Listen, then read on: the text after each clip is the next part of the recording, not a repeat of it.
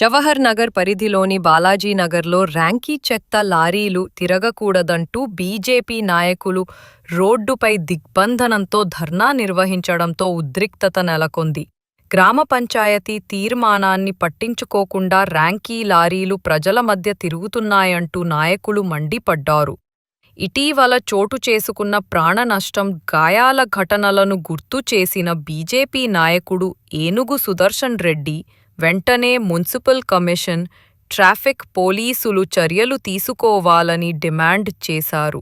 లేని పక్షంలో పెద్దదెత్తున ఉద్యమం చేపడతామని హెచ్చరించారు.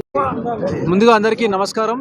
ఈరోజు మా మేడ్చల్ నియోజకవర్గంలో ఉన్న జవహర్ నగర్ కార్పొరేషన్లో బాలాజీ నగర్ గుండా గత ఎన్ని రోజులుగా అంటే గత 10 సంవత్సరాలుగా ఇక్కడ ఉన్న స్థానిక మా బీజేపీ నాయకులు ఎన్నో పోరాటాలు చేసి డంపింగ్ యార్డ్కు వ్యతిరేకంగా, అలాగే ఈ బాలాజీ నగర్ నుంచి వెళ్తున్న ఈ డంపింగ్ యార్డ్ ఏదైతే చెత్త బండ్లు ఉన్నాయో దానికి ఇక్కడ నుంచి రావద్దని చెప్పి వాళ్ళకి ఇచ్చిన రూట్ మ్యాప్ కాకుండా ఇక్కడ నుంచి వస్తున్నారని చెప్పి ఎన్నో ఉద్యమాలు చేసిన అధికారులకు వినతి పత్రాలు ఇచ్చిన ఈ నాయకులు కొంచెం వాళ్ళ తొత్తులుగా పనిచేస్తున్న గతంలో టీఆర్ఎస్ పార్టీ నాయకులు ఎవరైతే ఉన్నారో గతంలో పనిచేసిన మంత్రి మల్లారెడ్డి అనుకోండి, ఇప్పుడు కాంగ్రెస్ పార్టీ ఈ రోజు నాయకులు అనుకోండి, గతంలో ఇక్కడ ఎంపీగా పనిచేసిన రేవంత్ రెడ్డి గారు ఈ రోజు ముఖ్యమంత్రి అయినరు.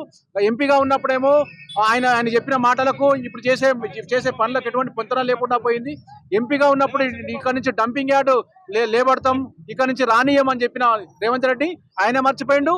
ఇక్కడ మంత్రిగా పనిచేసిన మల్లారెడ్డి ఇప్పుడు ఎమ్మెల్యేగా పనిచేస్తుండు. ఆయన గుండెకాయ అని చెప్పుకున్న జవహర్ నగర్ ని ఈరోజు ఆయన కూడా తన వ్యాపారాలు చూసుకుంటూ తన బ్రోకర్ మాటలు మాట్లాడుకుంటూ ఆయన తిరుగుతూ ఉన్నాడు.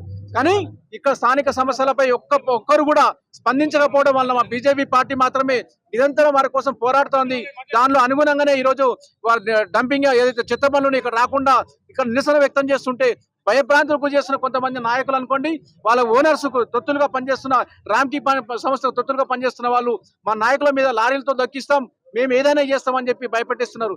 అధికారులు కూడా కొంచెం సోయి తెచ్చుకొని ఏదైతే మున్సిపల్ సిబ్బంది మున్సిపల్ అధికారులు కూడా ఇక్కడ నుంచి రాకుండా ఉండేదైనా కనీసం స్పీడ్ బ్రేకర్ లేకుండా పోలీసులను పెట్టి భయపెట్టించే ప్రయత్నం చేస్తున్నారు.